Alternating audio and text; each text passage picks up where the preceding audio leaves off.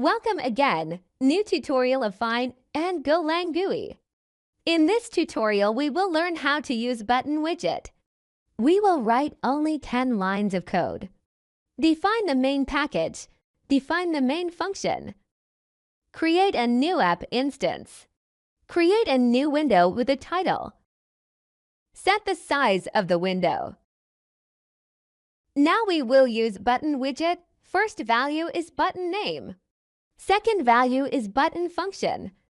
Show the window and run the app. Importing the necessary packages, import the Fyne app package. Import the Fyne core package. Import the Fyne widget package. Fun and experiment time now.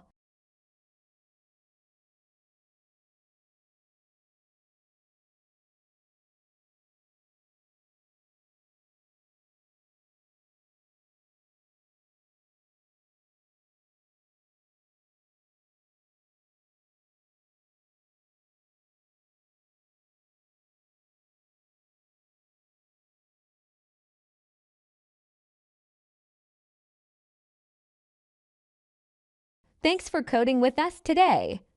Remember, every line of code is a step towards mastery.